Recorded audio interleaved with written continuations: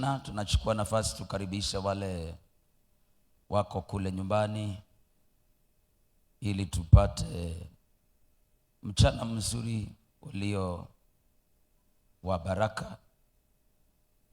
Kwa hivyo karibuni sana. Kitabu kile cha Luka 19, Luke chapter 19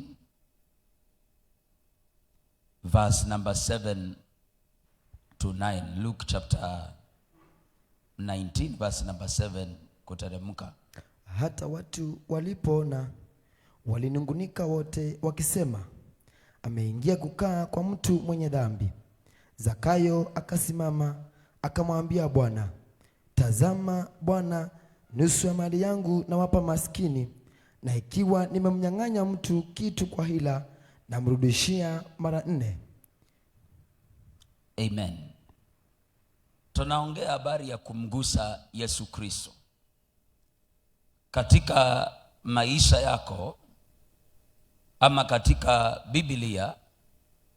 Tunaona kuna watu ambao waligusa Yesu kwa njia nyingi sana, na watu hawa walipomgusa Yesu, maisha ya watu hawa haikubaki ya kawaida. Maisha ya watu hawa haikubaki ya kawaida. Nasi tunapokuja katika uwepo wa Bwana ama tunapokuja mbele za Bwana, lazima tuweze kujua tunaweza mgusa Yesu Kristo aje akabadilisha maisha yetu ama akabadilisha hali zetu.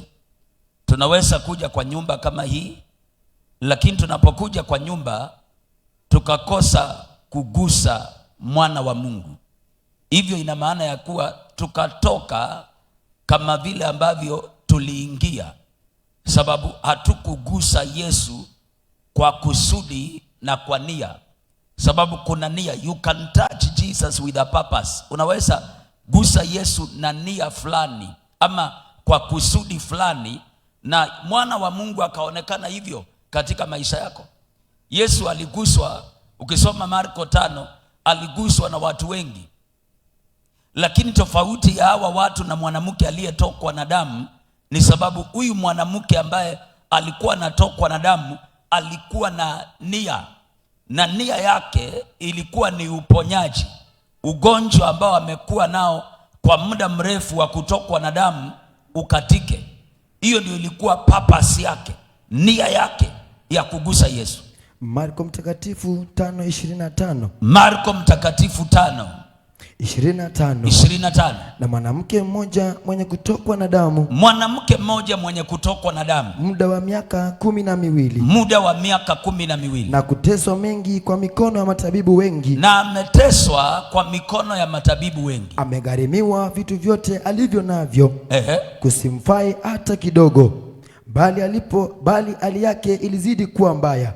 Aliposikia habari za Yesu, alipita katika mkutano kwa nyuma, akaliguza vazi lake, maana alisema, nikianguza mavazi yake tu nitapona. Sasa unaona huyu mwanamke, na uone hapa, sijui kama saa zingine huwa tuna focus hapa, lakini hatufocus na hiyo context yote vile ambavyo inasema. Kulikuwa na mwanaume mmoja alikuwa anaitwa Jairo, na Jairo mtoto wake alikuwa kwa shida, hata imeenda mpaka amekufa. Na Yesu anaenda kwa mtoto huyu, kwa msichana wa Jairo kumhudumia. Hakuwa na haja na huyu mama anayetokwa na damu miaka 12. Na Yesu akiwa amekazana na umati anaenda kwa nyumba ya Jairo, huyu mama ambaye alikuwa anatokwa na damu akamuona Yesu. Marko mtakatifu 5:22. Marko mtakatifu 5:22. Akaja mtu mmoja katika wakuu wa sinagogi, jina lake Jairo. Hata alipomwona akaanguka miguuni pake. Hata alipomwona Yesu akaanguka katika miguu yake, akimsihi sana, akamsihi Yesu sana, akisema, binti yangu mdogo yu katika kufa. Msichana wangu mdogo yuko katika hali ya kufa. Na kuomba uje uweke mkono wako juu yake. Na kuomba umwekelee mikono, apate kupona na kuishi. Apone na aishi. Kwa hivyo Yesu focus yake ilikuwa kwa msichana wa Jairo ambaye alikuwa anakufa. Akaenda pamoja naye. Kwa hivyo Yesu akachukuana na huyu mzee, wakaenda pamoja na yeye. Mkutano mkuu wakamfuata, na mkutano mkubwa ukamfuata Yesu. Kidogo tu ukamfuata Yesu akienda kwa nyumba ya Jairo. Yesu hakuwa na kusudi la kuponya huyu mama ambaye alikuwa anatokwa na damu miaka 12. Focus ya Yesu ilikuwa kwa mtoto wa kike wa Jairo. Na hivyo Jairo akaanguka kwa miguu ya Yesu, akamwambia Yesu, mwanangu ni mgonjwa, na ugonjwa wake ambao umemshika yuko tayari kufa, kumaanisha ana maisha ndani yake, kifo kimemwandama. Na Yesu akachukuana na watu na wakaanza safari, wanaelekea kwa Jairo kuhudumia huyu mtoto ambaye yuko karibu kufa. Sasa katikati ya njia ndio mwanamke huyu aliyetokwa na damu miaka 12 anaingililia. The focus of Jesus haikuwa kwa huyu mwanamke ambaye ametokwa na damu miaka 12, lakini huyu mwanamke alifanya Yesu akawa focus ya maisha yake. Are you understanding? Kwa hivyo ni vizuri kujua naweza nikamgusa aje mwana wa Mungu katika maisha yangu. Focus ya Yesu inaweza kuwa leo si wewe, lakini imani yako ikalete focus ya Kristo kwako. Maana watu wengi tunaingia mahali Yesu anaponya watu, lakini tunatoka na ugonjwa. Tunaingia mahali Yesu anabadilishia watu maisha, lakini tunatoka vile vile, sababu hatukukuwa na nia ya kugusa Yesu maisha yetu ibadilike. Moyo wako mpaka uwe kwa hii ibada.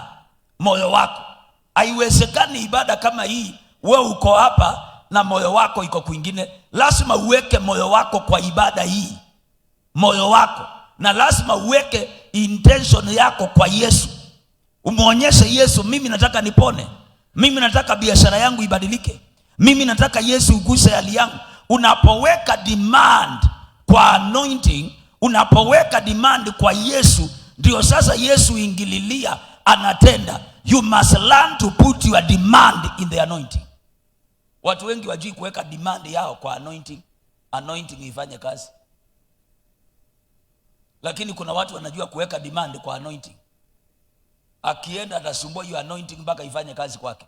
Lakini kuna watu hawajui kuweka demand kwa mafuta. Kwa hivyo anaenda kwa ibada, anatoka ule ule.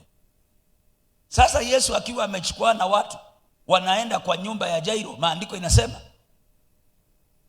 akaenda pamoja naye. Akaenda pamoja naye. Mkutano mkuu wakamfuata. Mkutano mkubwa ukafuata Yesu. Wakimsonga songa. Na mwanamke mmoja mwenye kutokwa damu. Na mwanamke mmoja hapo wakiwa wanaenda. Mwanamke mmoja mwenye kutokwa na damu. Wa miaka 12. Kwa miaka 12. Na kutosa mengi kwa mikono ya matabibu wengi. Amegharamiwa vitu vyote alivyo navyo, kusimfai hata kidogo, bali hali yake ilizidi kuwa mbaya.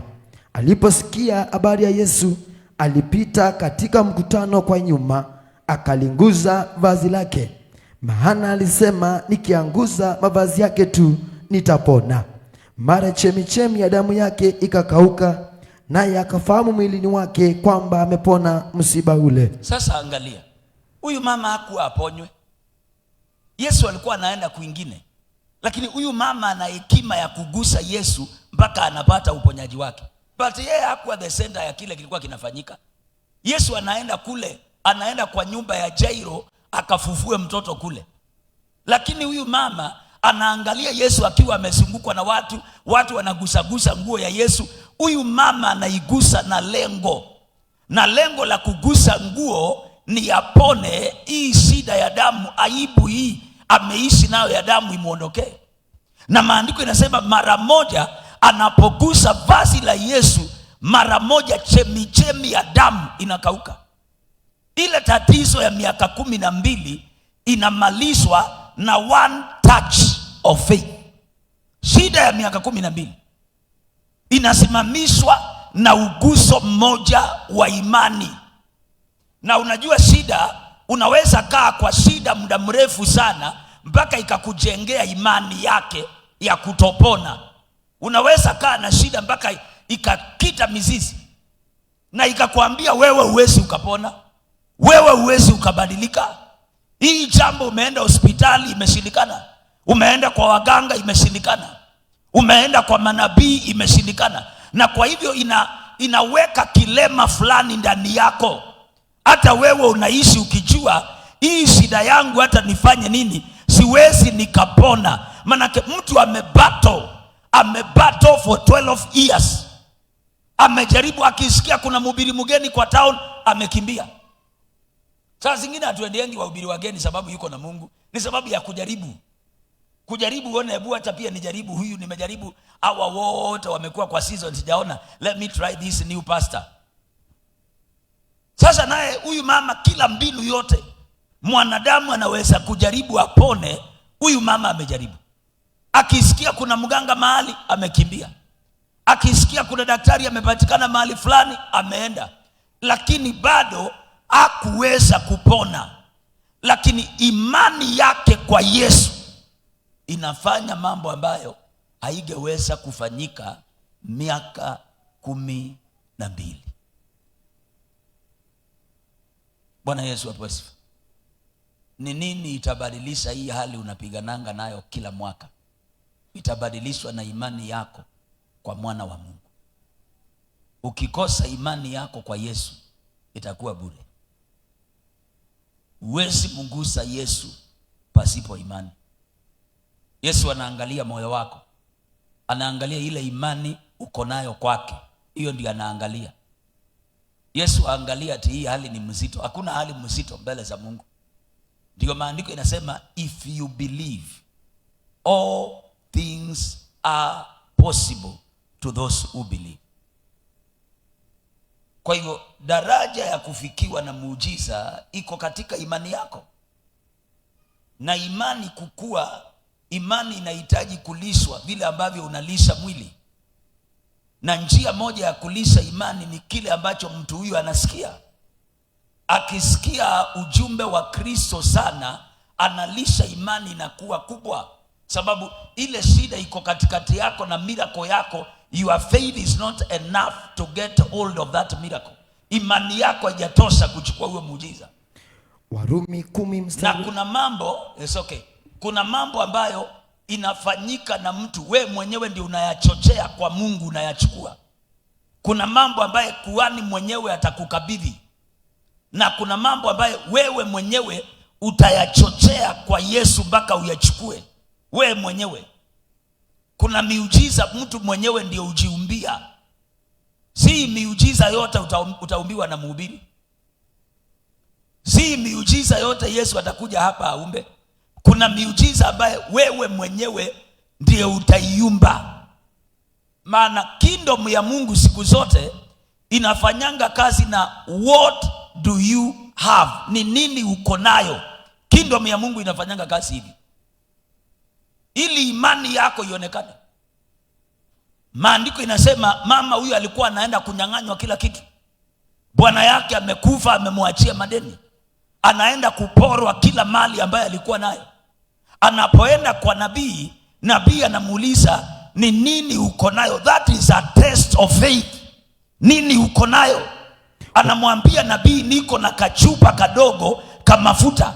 Nabii anamwambia enda uombe vibuyu zingine zote na ujifungie, uanze kumiminya mafuta. Chochote Mungu anafanya ndani yetu, anafanya kuimarisha imani yetu kwake. Chochote Mungu anafanya, iwe ni uponyaji, anafanya kuimarisha imani yetu kwake. Iwe ni ukombozi, anafanya kuimarisha imani yetu kwake. Mungu hafanyi vitu kukufurahisha, hapana.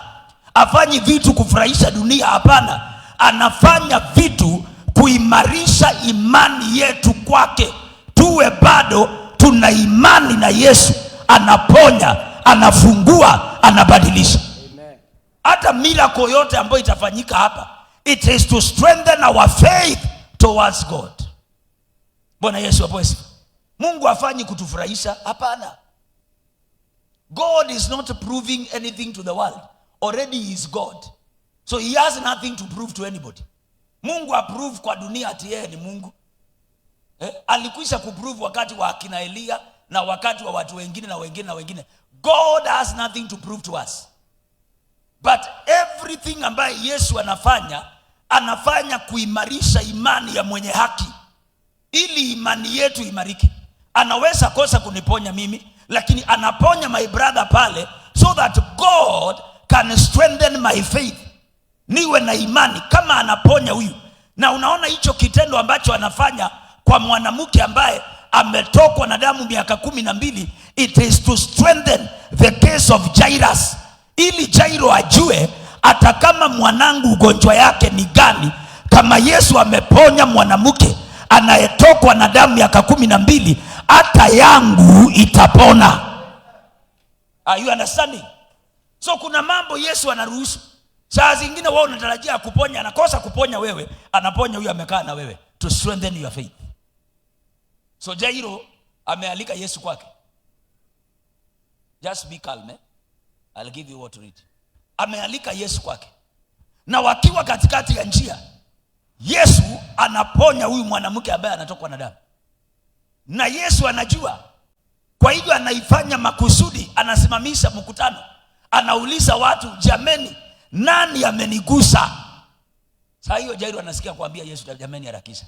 Wachana mambo ya nani anakugusa. Please try to hurry up. Harakisha, mwanangu anakufa. Lakini Yesu anataka Jairo ajue. So some of the things that are happening now, it is to strengthen your faith in God. Naomba imani yako imarike na uweze kuchukua kile ni chako katika jina la Yesu Kristo. Inua mkono, sema Bwana Yesu, imarisha imani yangu ndani yako. Sema tena, Bwana Yesu, imarisha imani yangu ndani yako. Kwa hivyo kuna mambo Mungu anafanya kuimarisha imani.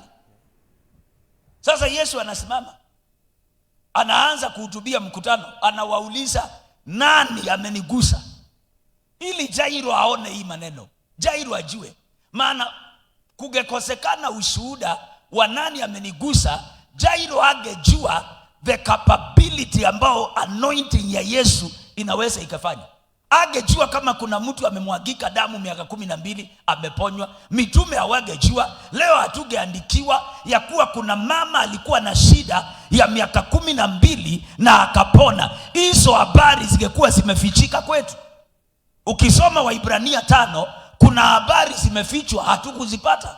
Maana Paulo aliwaandikia akawaambia, ambaye nina mambo mengi ya kuwaelezea, lakini mko wachanga, mko slow ya kushika haya mambo. Kwa hivyo hiyo mambo Paul hakukamilisha, imefichwa kwangu mimi na wewe. Waibrania 5:12 ambaye 11 ambaye tuna maneno mengi ya kunena katika habari zake. Tuna maneno mengi ya kunena katika habari zake, na ni shida kuyaeleza, lakini ni shida kuyaelezea. Kwa kuwa mmekuwa wavivu kwa kusikia. Kwa kuwa mko wavivu wa kusikia. Kwa hivyo hizo habari ya kuwaelezea alizizuia.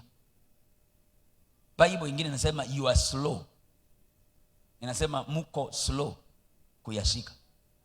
Kwa hivyo hizo habari zilitupita. Hawa watu wangekuwa active, Paul angewapatia mambo mengi ambaye mimi na wewe leo tungejifundisha. Kwa hivyo Yesu angekosa kusimama aelezee kile kimefanyika. Hizo habari Marko angezirekodi. Marko hangejua ni nini imefanyika. Matthew hangejua ni nini imefanyika. Yesu alifanya kusudi ili Marko na Matthew wajue, ndio waandike. Mimi na wewe tuwe tunasoma kuna mwanamke aliponywa kesi ya miaka 12. Tunakubaliana? Kwa hivyo Yesu akasimama akauliza, ni nani amenigusa?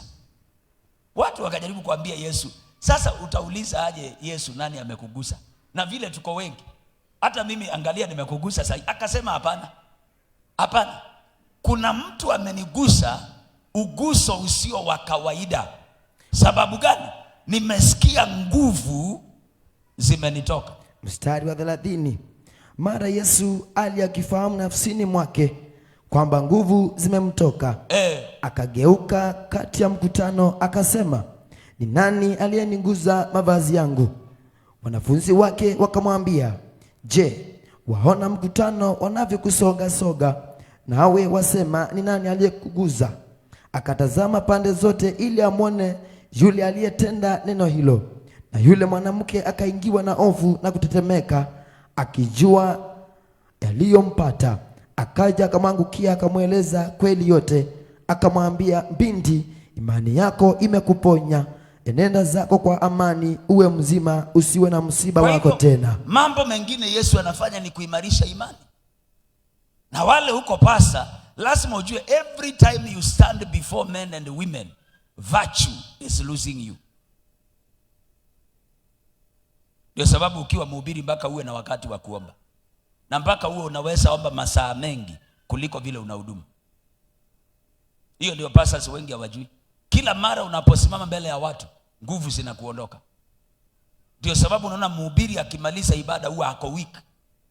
Na si advisable hata wale mko washirika, pastor akimaliza ibada umfuate ukamuone, it's not advisable. Sababu huyo mtu huwa powerless. Huwa powerless kabisa. Huwa powerless.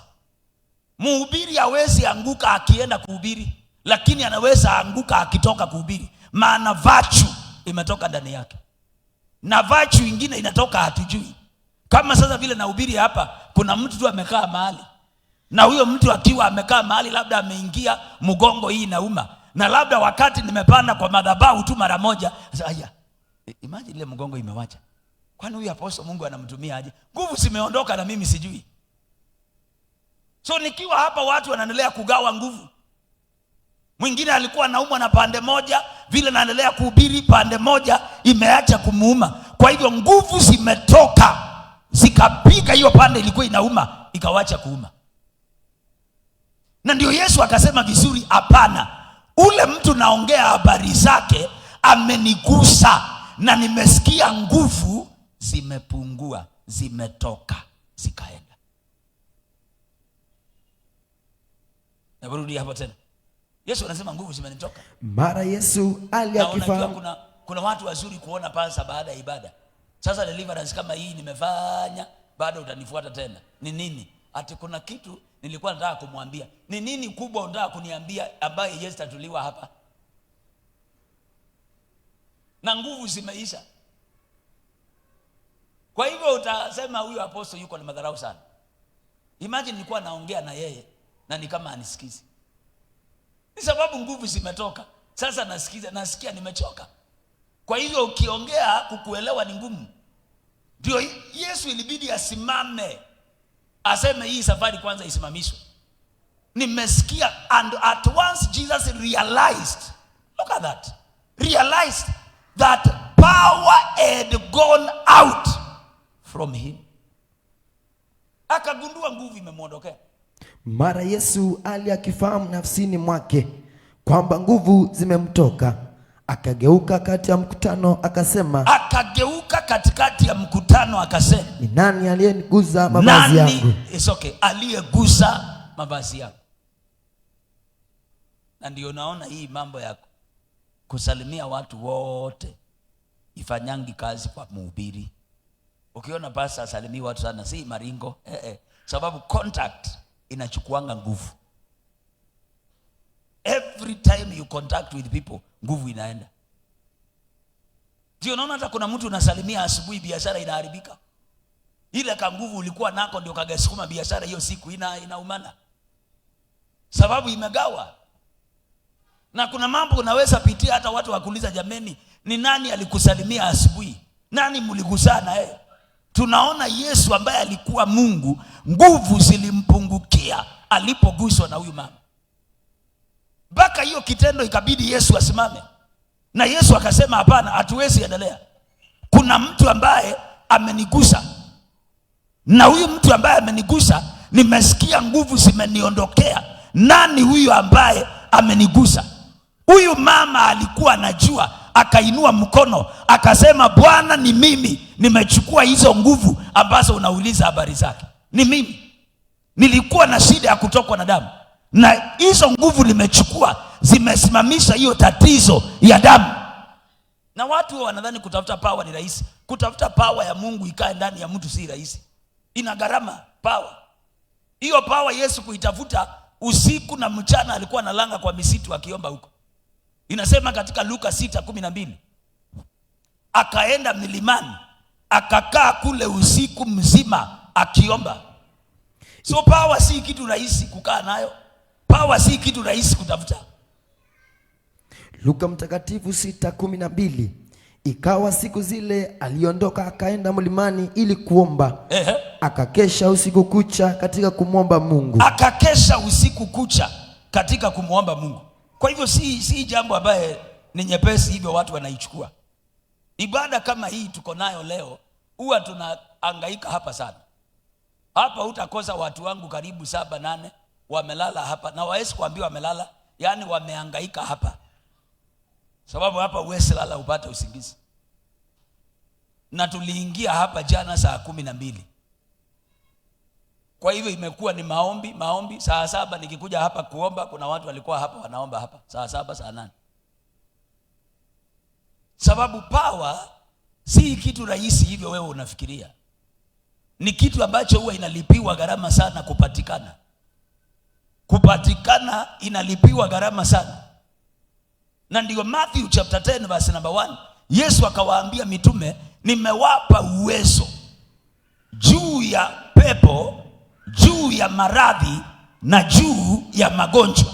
Akawaita wanafunzi wake 12. Akawaita wanafunzi wake 12. Akawapa amri. Akawapatia amri juu ya pepo wachafu. Juu ya pepo wachafu. Wawatoe na kupoza. Wawatoe na kupoza magonjwa yote. Magonjwa yote. Na udhaifu wa kila aina. Maana mapepo, magonjwa na maradhi, ile language inasikianga inakimbia ni language ya power. Nguvu. Kwa nini unarogwa? Sababu hauna nguvu. Nguvu mbili zikikutana, ile nguvu kidogo ndio huwa inanyenyekea kwa ile nguvu ambayo iko juu.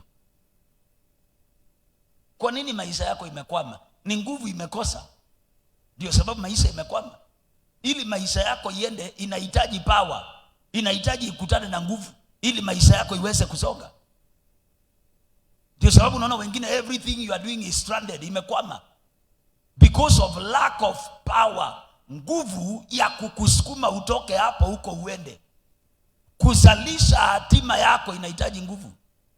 Inasema katika maandiko, Isaia inasema ati imefika wakati wa wanawake kujifungua, lakini hakuna nguvu ya kuzalisha ama ya kuzaa.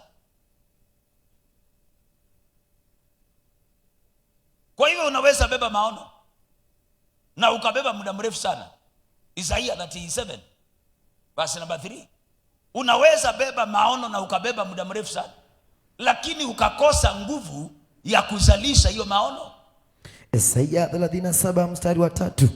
Wakamwambia Ezekia kusema hivi, siku hii ni siku ya dhiki. Siku hii ni siku ya dhiki. Na aibu. Na aibu. Na matukano. Na kutukanwa. Maana watoto wa tayari kuzaliwa. Maana watoto wako tayari kuzaliwa. Wala hapana nguvu za kuwazaa. Wala hapana nguvu za kuwazaa. Hakuna nguvu za kuwazaa.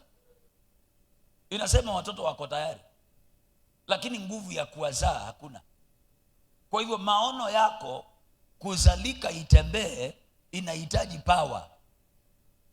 Lakini sasa shida kulipa gharama ya power ndio ngumu.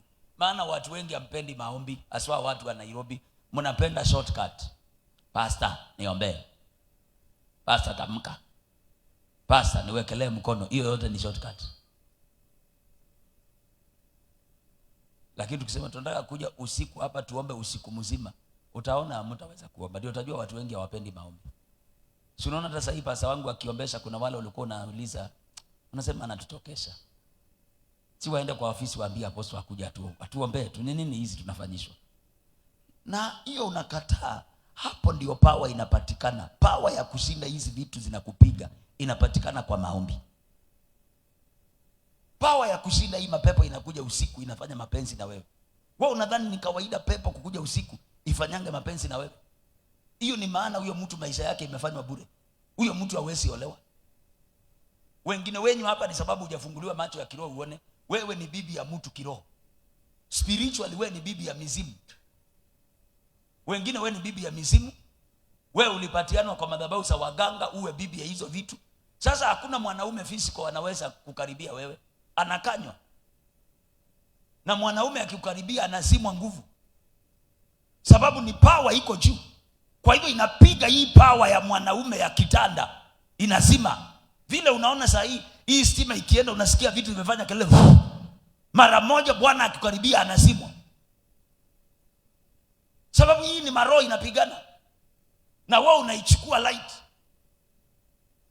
Lakini kuna ule kijana nilimwombea akaniambia yeye akikaribia wamama wazee nguvu iko sawa. Akienda kwa wasichana wa chini ya miaka yake ama rika yake nguvu inapotea. Do you think that is normal? Ni roho ya kumpotosha. Kwa hivyo sababu wewe umekwisha kupeana kwa mizimu, hakuna mwanaume anaruhusiwa kukaribia. Akikukaribia hii pepo, maana iko na nguvu, inazima kababa nguvu. Kama kababa azimwe nguvu. Niliombea mama tukiwa hapa kanisa, madhabahu ilikuwa hapa. Tukiwa hapa. Yeye ameruhusiwa kunuka kama sewage. Unajua deliverance unakutananga na mambo abnormal ambaye pastor ambaye afanyangi deliverance hawezi kutana nayo. Atasema tunajifanyanga lakini si kujifanya. Ameruhusiwa kunuka sewage, anatoa maji kwa sehemu za siri. Mpaka Bwana akiingia kwa kitanda na muuliza mbona kuna nuka sewage hapa? Mama akakuja tukaomba, mambo ya sewage ikaisha. Lakini wakaenda kwa Bwana, wakafunga stima. Hizo pepo ndio zinaletanga talaka. Now when you lack the power of God, you cannot defeat them. Huwezi zishinda. Sababu ule mtu unapigana naye ameenda kwa madhabahu, ameinvoke, amefanya incantation, ameita maroho, imemuingia. Wengine wanatumia marine spirit, maroho ya baharini. Hii inaitwa majini. Ndio maroho ya kutoka baharini. Sasa wao wako na nguvu, wale wanapigana wewe. Wamechukua nguvu, wamejiami. Wewe kila kitu unaanza wanakupiga blackout. Na wewe hutaki kuja kwa Yesu, utafute Yesu upate nguvu ya kukabidhiana na hii maroho. Ndio Yesu akaambia mitume, nimewapa nguvu juu ya mapepo. Maana kuna mapepo ambaye huangaisha watu. Kama hiyo ukuja usiku kulala nao. Hiyo inaitwa mapepo. Kuna mapepo ambayo inaingizanga mtu kwa madeni. Unapata hii deni si deni ya kawaida. Ni deni demonic. Those are demons. Kuna mapepo tu. Unaweza ruhusiwa ukaamka ikaparalyze wewe. Ikawa kutembea ni shida. Hizo ni nguvu za giza zimekupiga zikakuparalyze. Lakini ukienda hospitali wanaangalia kinyesi, wanaangalia damu, wanaangalia mkojo, wanakwambia waoni ugonjwa. Ukisikia mashini zimekwambia hasioni. Kwani mashini inaweza ona pepo? Hizo ni nguvu zinakupiga.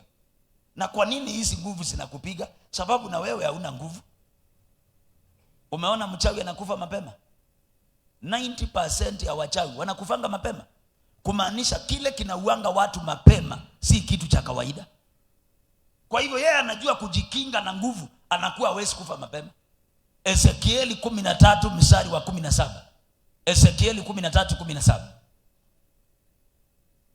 Ezekieli 13 mstari wa 17. Na wewe mwanadamu, kaza uso wako juu ya mbindi za watu wako, watabirio kwa akili zao wenyewe, ukatabiri juu yao.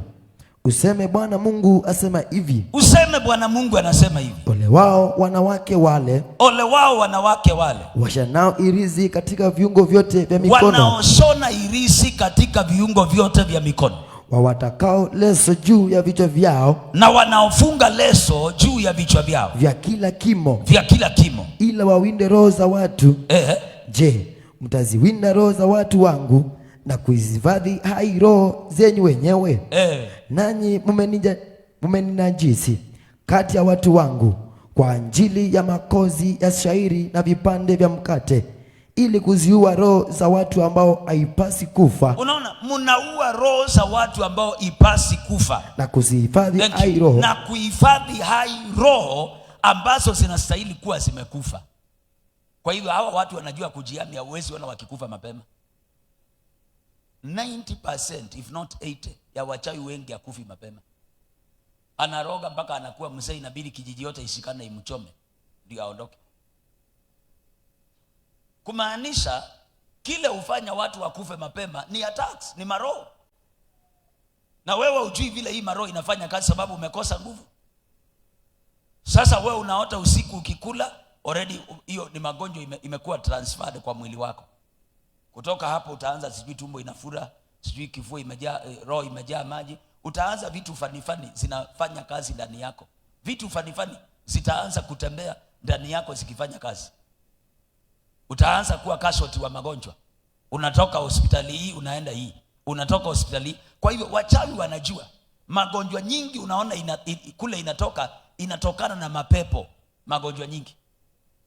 Kwa hivyo yeye anajiami na nguvu, inakuwa hakuna kaugonjwa kanaingia kwake. There are demonic sicknesses. Unasikia daktari alimtibu akamtibu hakuona ugonjwa, lakini mwisho huyo ndugu alikufa. Hiyo kifo haikuwa ya kawaida. Na Bible inatufungua macho katika kitabu cha Ezekieli. Inaanza kuongea na mwanamke mchawi, maana kuna watu wanapigana na uchawi. Inasema mtabirie huyu mwanamke mchawi ambaye amefunga vimo vya leso juu ya kila kichwa. Kwa hiyo ukipata area ambaye nguvu za uchawi zimetawala, maana power ni mbili tu. It is either the power of God or satanic powers. Ukipata mahali nguvu za uchawi zimetawala, unapatanga wale watu wako limited. Limited ni wote wanatosana. Kuna mahali wawezi pasua waende, kuna mahali wawezi pita. Hata eneo muji kama hii kishikwa na uchawi, utapata hiyo area yote. Kuna mchawi mmoja katika Matendo ya Mitume, maandiko inasema alisababisha watu wakubwa na wadogo wote wao wanamsikia. Utapata hiyo area yote watu wametosana, wapiti hapo. Mchawi akipenya kwa anga eneo hii na akose mtu wa Mungu ambaye anaweza pasua juu a confront hizo powers amweke chini, utapata hata kanisa hizo eneo zote ni hiyo level. Unajua hata pasta urogwa. Kuna pasta wamerogwa. Kurogwa. Akisema tu hapa amerogwa. Kwa hivyo unapata wote wako kwa mavuli ya huyo mchawi. Yeye ana control pasta, washirika wote. So hata pasta akiweka crusade pale akipiga nduru, wanamwangalia tu. Anasema mwachanga kudanganywa na hawa watu. Sababu anajua pasta ni powerless. Hakuna power ya kupropel. Kila kitu unaona kinahitaji nguvu kisukumwe. Hata gari inatumianga nguvu kwenda. Unasikia hiyo engine iko na nguvu ya kuisukuma. Hata rocket ikitoka chini ipae juu, hiyo sababu ya kuona moto kubwa hivyo inatokanga na nguvu nyingi. Hata ndege, kila kitu ili kipae kinahitaji nguvu ambazo si za kawaida. Hata maisha yako kupaa inahitaji nguvu ya kiroho ya kuisukuma iweze kwenda. Tunakubaliana? Sasa kuna watu wamerogwa. Inasema now for some time a man named Simon. Nataka 13. Na yeye Simoni mwenyewe aliamini. Unaona, na maandiko yanasema and all the people both high and low gave him their attention. Angalia vile witchcraft inafanyanga kazi. Wote wakamsikiliza. Wanakuanga na power. Na maandiko yanasema mwisho walikuwa wanasema huyu mtu ni uwezo wa Mungu. Because hii ni content ya power. Hizi maeneo mnaona haziko peke yake, amkeni watu wa Mungu. Hizi mitaa mnaona haziko peke yake. Unaweza kosa kuona mwenyewe physically, lakini wako spiritually walikwisha kutawala mapema wakatutangulia. Wameshashika, haziko peke yake. Haziko peke yake. Wenyewe walipasua zamani wakashika. Na watu wa Mungu ni wazembe kuomba, kutafuta Mungu. Watafute nguvu, wajue ni wapi tulishikiwa, ni wapi tulizuiliwa. Kwa nini hatupasui ulimwengu huu? Unaweza rogewa huku ama ukawa umeshikiwa huku kwenye. Umefungiwa huko. Kwa hivyo hata ukikuja Nairobi hii ni bure. Unaona hizi roto unaota unajaribu kukimbia unashindwa. Kuna ndoto tu ukianza kuona unajua unamulikwa na witchcraft. Witchcraft inakumulika. Witchcraft inamulika wewe. Sasa alikuwa ameshika watu wote, wakubwa na wadogo, watu wa high class na low class. Hivyo ndio witchcraft huwa inafanya. Mama ya mtu hapa akiwa mchawi akisema alo, kesho ndio kuwaona, uwezi kataa hata uwe na miaka 50. Sababu anatumia power kuita huyu mtoto. Lakini wale mama yako ni wambake, aendangi kanisani, ajui hata uchawi, ajui chochote, anaweza itana mkaenda next year birthday. Yule anatumia controlling power mpaka kwa watoto wakiwa watu wazima. Mpaka unaona mama analia, anasema mimi simuelewi bwana yangu. Kwa nini? Amepigiwa simu moja na mama yake na ameamuka, hata hajataka kutuachia chakula ya watoto, ameenda kuona mama yake. Apostle huyu mwanaume ni wa kawaida. Si yeye anaitwa na witchcraft. Mama anafanya mambo alafu anampigia, we saa hii uko wapi? Unaona mbaba mzima anaoga saa hiyo, ni kama ameitwa na askari. Kesaki. Na anaenda huko, inabidi umkumbushe aliwacha familia na watoto Nairobi. Unamwambia kwani wewe ufikiriangi? Wewe ufikiri na ukimweleza wewe ufikiriangi umeacha watoto wako na family Nairobi? Wewe ufikiriangi uko na bibi? Si yeye, hii mtu yuko manipulated. Na hapo ndio power ya Mungu inahitajika. Kesi zingine ziko ndani yenu leo, zingine ni mapepo iko ndani. Na kama kesi ni pepo iko ndani yako, mapepo hukuja kwa njia kadhaa ndani ya mtu. Wale tunaandika. Number 1, mapepo inaingianga ndani ya mtu akifungua mlango, akifanya dhambi, roho inaweza ingia ikakontrol yeye, ikaanza kumsumbua. Ikiwa kuna mlango wa makosa, roho inaweza ingia. Unaweza fanya makosa, mtu akakulaani, roho ikaingia. Unaweza fanya makosa, roho ikaingia. Ukifungua mlango, spirit itaingia, itaanza kukupiga. Hiyo ni njia ya kwanza. Njia ya pili ambao pepo ingia ndani ya mtu imsumbue ni wale watu ambao they are spiritually weak. Mapepo inapenda watu ambao ni weak kiroho, hawana nguvu za rohoni. Kwa hivyo kuna mapepo ambayo inatafutanga wale watu weak, inaingia ndani yao, inaanza kuwatumikisha. Na njia ya tatu ambayo inafanyanga mapepo ivamie watu, na ndio iko sana, ni kupitia witchcraft. Ukisikia mtu amekuroga, kurogwa ni nini? Kurogwa ni kurushiwa pepo. Nataka uniharibie huyu mzee asiwahi fanya kazi. Kwa hivyo wanaangalia huyu mwanaume tunaweza muharibu aje. Wanamweka, kama ni huyu anawekwa roho ya pombe. Lakini wewe hutajua kama umewekwa. So utakuwa ukipata mshahara yote kamunyweso. Utakunywa, ukunywe mpaka siku moja mtaenda kupigana na manager ambaye amekuandika sababu ya pombe. Umesimamishwa kazi. Ukishasimamishwa kazi umehangaika, ndio naanza kusema mimi sielewi ni pombe ina gani nilikuwa nakunywanga, ilikuwa ya kukorogewa.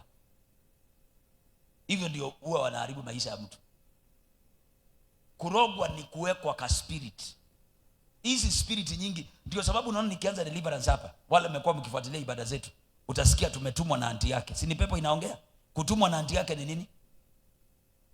Si ndio kurogwa? Sababu ili anti aitume amemroga. Ni anti ameenda kwa mtu akasema niharibie huyu mama. Kwa hivyo huyu mama tumharibu aje? Wanamrushia roho. Hiyo roho inaweza ingia ndani ilete magonjwa. Inaweza ingia ndani ilete divorce. Inaweza ingia ndani ilete ajali kwa barabara. Hapa tu uanguke mahali hakuna, uvunjike, utibiwe miaka karibu kadhaa. Mahali ulianguka tukitafuta hakuna. Nini ilikuangusha? Huwezi elezea. Wewe ni mtu mzima, ati kitu ilikuinua juu ikakupigisha chini, mtu mzima. Unajua mtoto akisema hivi inaeleweka, lakini wewe mtu mzima. Tena inakuinua hivi inakupigisha na makalio. Mpaka watu wote wanaangalia ni ndoo imeanguka ama ni nini.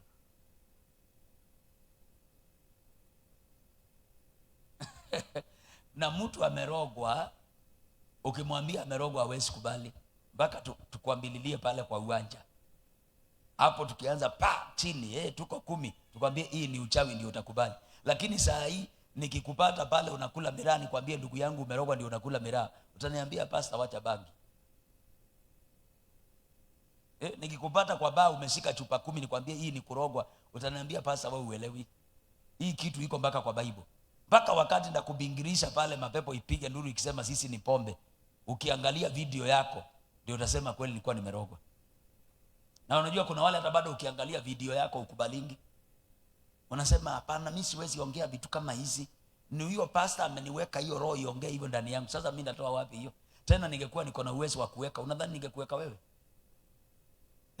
Tuongee ukweli tu. Ningekuwa na uwezo wa kuweka hiyo roho ndani ya watu iongeange hivyo na naikomboa hapa. Siwezi kuweka wewe. Tufikiria kama Wakenya na kama Wakikuyu. Nitakuweka wewe. Siwezi, zinaweka governor. Ili nikimtoa nimwambie hii nataka milioni 20. Si ndio?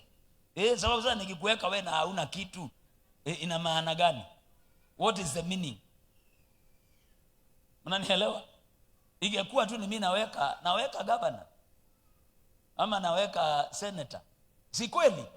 Ili nikitoa nimwambie governor kabla nitoe hii kitu. Unaona vile inakufanya. Na sasa hiyo na make sure mguu yake inacheza hivi, anaongea vibaya. Anasema mimi ndio niliiba kura, namwambia ili mambo isiende mbele. Hebu inua mkono juu sema Bwana Yesu. Ninaomba leo uniruhusu nikuguse. Inua mikono vizuri sema Bwana Yesu. Bwana Yesu. Ninaomba leo ukubali nikuguse. Maisha yangu na hali yangu ibadilike kwa jina la Yesu. Pe Bwana Yesu adaka msia makofi. So kuna watu hawataka kukubali. Kwa hivyo ingekuwa mimi ndio naweka, siwezi weka wewe. Ninatafuta tycoon. Ninaweka hiyo. Ili nikimkomboa namwambia tycoon si unaona vile kumeenda. Nataka uchague mambo mangapi? Hii kitu irudi tena next week ama milioni 2. Tycoon atatoa. Sasa wewe hata ukiwekwa unawekwa ya nini? Sababu wewe ni hasara. Number 1 utawacha umechafua hii kapeti yangu na utaosha. Utatapika hapa sasa kama sasa umekula madondo. Utanitapikia hapa sukuma. Wengine hiyo sukuma nyanya iko imekatokatwa vizuri. Zitatoka hapa kwa hii kapeti yetu. Alafu bado unasema ni apostle ameweka. Sasa mimi nimeweka aje? Mami uko sawa lama? Habari yako? Hapa ni wapi? Hapa ni wapi? Hapa. Mimi? Hapa ni wapi? Hapa. Mimi naitwa Virginia. Wangui Jenga. Sasa Wangui Jenga. Woko niko? Hapa. Kwa Mungu. Huko ni kwa Mungu. Hapa ni kwa Mungu. Na banaitwa aje hapa kwa Mungu? Kwa Mungu. Huko kunaitwaje? Huko kunaitwaje? Nani unajua hapa? Mungu. Nasema hapa unajua nani? Ati hapa. Unajua naona watu wengi hawajui. Lakini nilifika kwa Mungu. Oh my God. Ulilala mwenyewe tu? Mungu wangu. Sawa. Haya sawa. Wewe kaa tu hapo. Si unaona hata wakikamatwa wajuangi, hata wajuangi wako wapi? Na amelala kabisa mpaka laini imejichora hapa.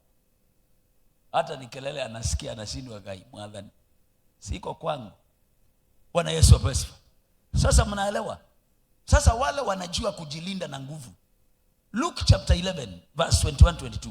Wale wanajua kujilinda. Ndio sababu unaona hawapigwi na magonjwa. Magonjwa mengine inawapiga. Na 70%, are you listening? Ya magonjwa ya miguu inaletangwa na madhabahu ama witchcraft.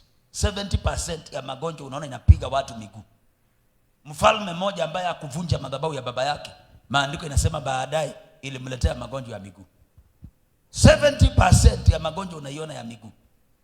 Kusikia vitu vinatembea kwa miguu yako. Kuumwa na huku visigino. Sana ndio sababu unaona saa zingine tunakuwa na service ya kufanyia watu feet anointing. Sawa, huwa kuna mtu amekumulika akarusha mshale. Mtu amekumlika tu. Nimeombea mama moja, ni my friend, ukuja hapo kwa ofisi. Nikimwombea sijui nyinyi mnaonanga aje, lakini mimi napelekangwa sijui sometime kuelezea ni ngumu. Anyway, wacha niende direct. Namuona amekalia wheelchair.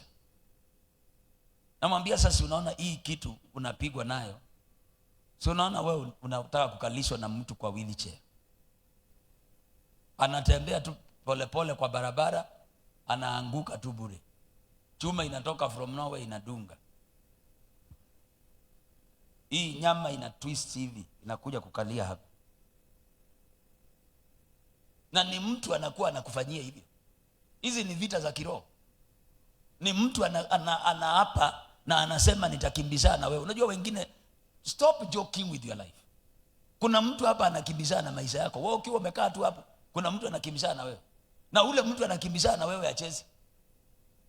Ungeona record ya huyo mtu kwa madhabahu, vile anaenda madhabahuni. Ungeona ile kazi anafanya kwa madhabahu. Haki mpendwa, wewe huwezi cheza. Luka, twende pale. Luka mtakatifu 11:21. Mtu mwenye nguvu, mtu mwenye nguvu aliyejifunga silaha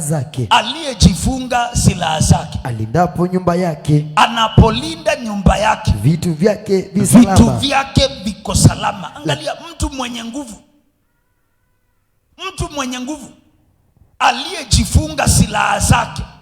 Hata mali inalindangwa na nguvu ya mtu ya kiroho. Hiyo biashara uko nayo, utailinda na ile spirit iko ndani yako. Ile nguvu ya spirit iko ndani. Wewe ni pasa, hiyo kanisa inalindangwa na uwezo wa kiroho. Kama una uwezo wa kiroho, huwezi linda hao washirika. Watakuwa wanaenda anytime. Kanisa ulindwa na ile power iko ndani ya mtu. Ndio inakujanga kulinda hawa watu.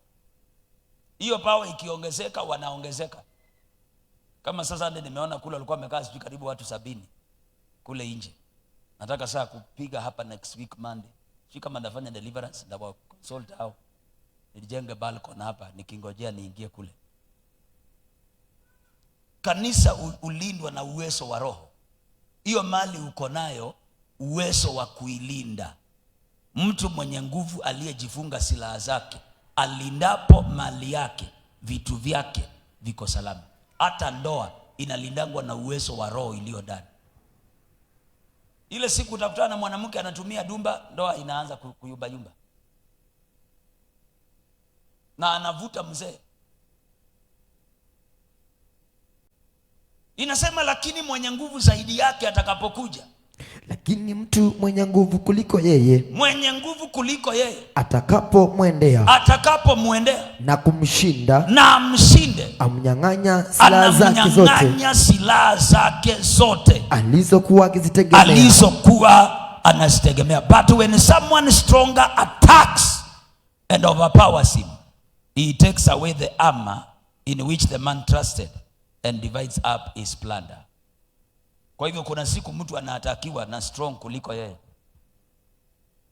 Attack. Kuna zile vitu zinaitwa spiritual attack. Kuna watu washakutana na attack ya kiroho. Hiyo attack inakujanga kutest your power, ile uwezo umebeba ndani yako.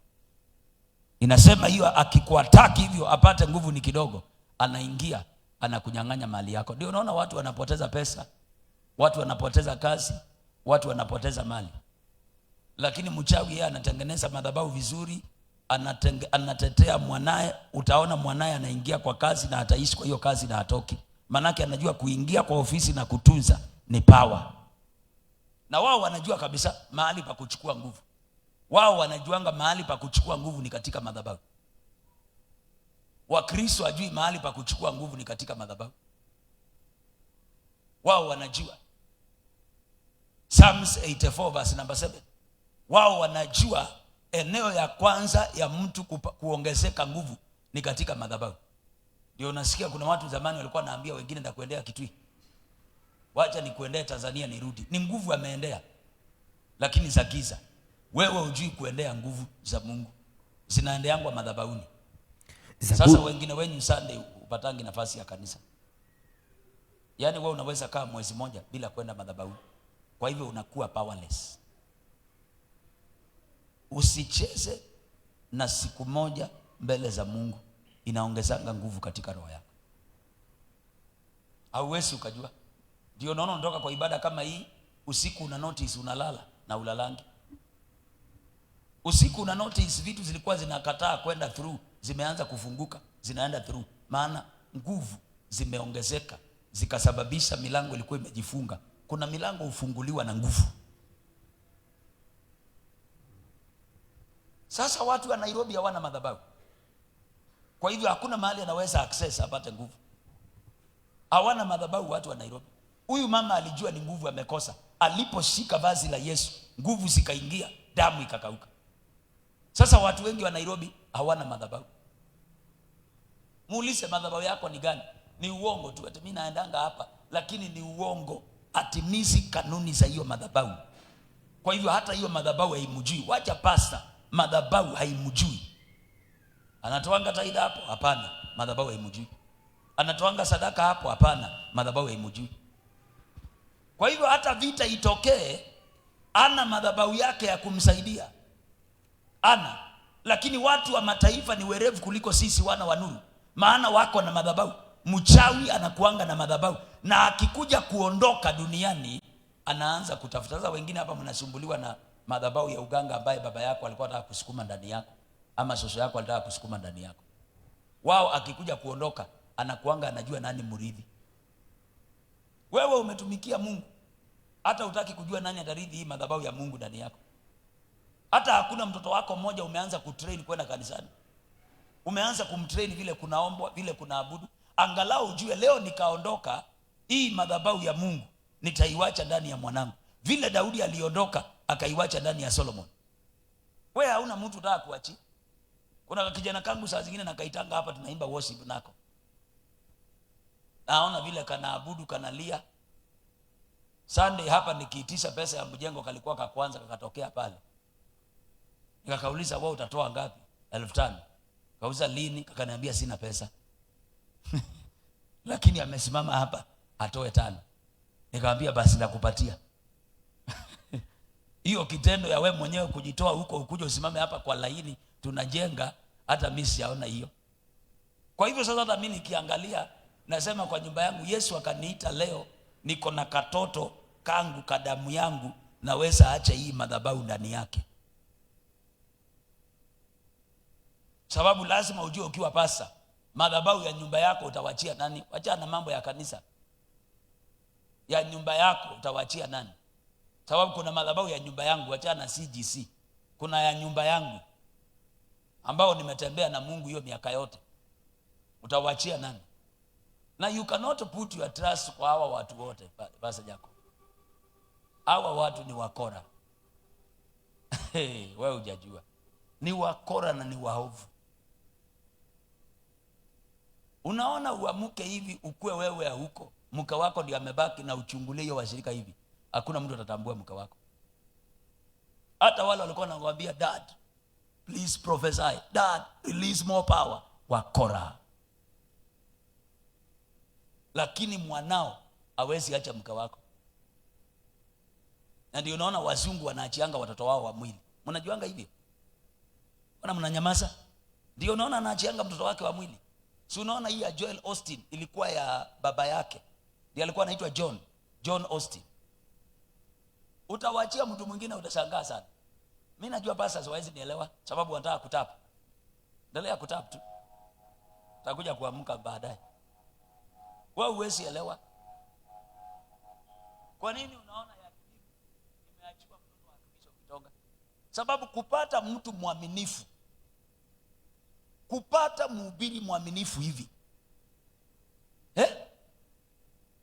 ngumu sana. Ni wa binafsi yangu, anataka yake, hata ajui kama ni wili ya Mungu.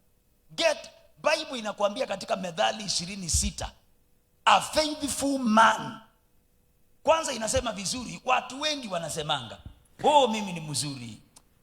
Si mimi nimekuwa na, mimi kwani unadhani nimekuwa na kanisa miaka ngapi? Next year naingia 17 years nikiwa na kanisa. Sasa ninajua mambo mengi. Mapasa wangapi wanikujanga hapa kwa ofisi? Mtu ananiambia vizuri, mimi man of God, try me. Me have tried. Hebu soma Proverbs 20 verse 6. Wanadamu mimi huwa hata wale watumishi nishaikuwa nao already. Akikwambia wale watumishi nishaikuwa nao, that's a red flag. Hao watumishi hata wanashanganga na mimi siwasumbuangi. Huyo ndiye atakunyorosha. Ni kama wadada, ndugu anakuambia ati huyo boyfriend kwa nini anakufanyia hivyo, ajui dhamana yako. Huyo atakurarua. Utawachwa ukitafuta zile bra za kuinua kifua hivi, ni ile kazi atakufanyia. Proverbs 20:6. Wanadamu utangaza kila mtu hisani yake mwenyewe. There was a version we were reading on Sunday. I want that version. Bali mtu aliye mwaminifu ni nani awezaye kumpata?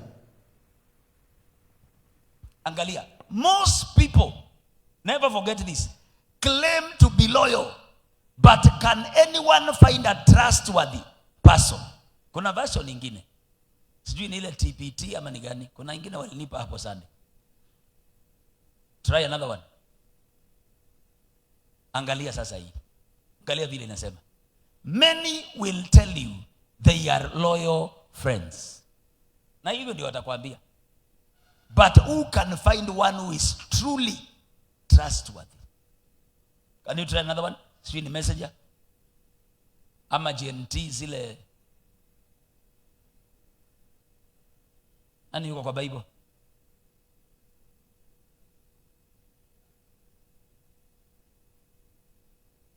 Unaona? Wengi watakwambia. Wakwambia unajua mimi nakuanga mzuri. Unajua. So ndio mimi nasema madhabahu ya nyumba yako nani atabeba? Hiyo miaka umetembea na Mungu.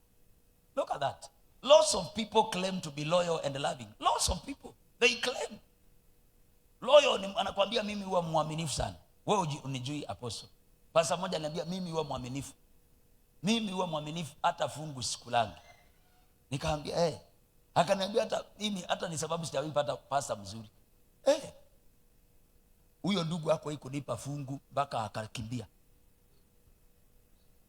Na ndiye alikuwa na angalia, everyone talks about how loyal and faithful he is. Everyone talks about it. How loyal, how faithful they are. Just try to find someone who really is. So don't put your trust upon them. Ukiwa pastor, pamoja na kulea wana wa kiroho, pia lea mwana wa mwili abebe Mungu wako pia. Si makosa mwana wa mwili kubeba Mungu wako.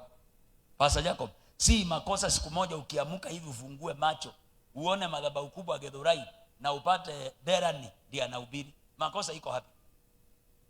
Is there anything wrong?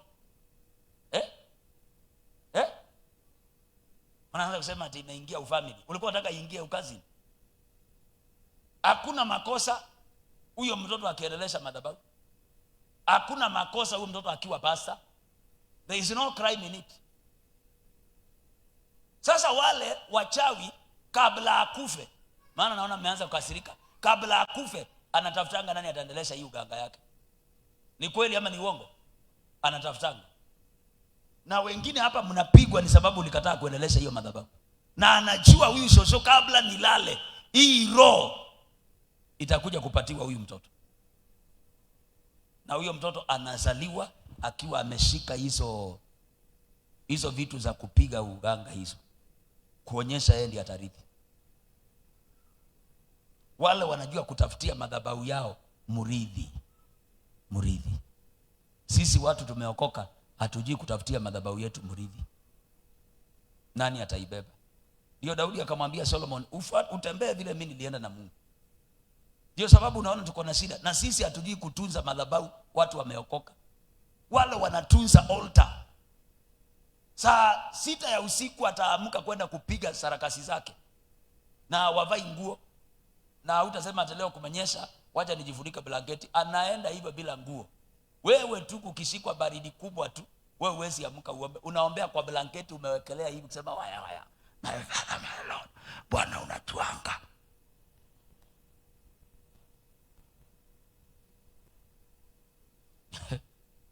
Unanielewa? Wale hawachezi. Si ni kweli? Ni vizuri to compare. Those ones they don't joke. Naye hawakufi mapema. Na hawana hii magonjwa tuko nayo. Unasikia ati kitu imeanza kuvimba kwa mwili imetokea. Hawana hizo sarakasi. Na si rahisi upate mchawi ati yuko single.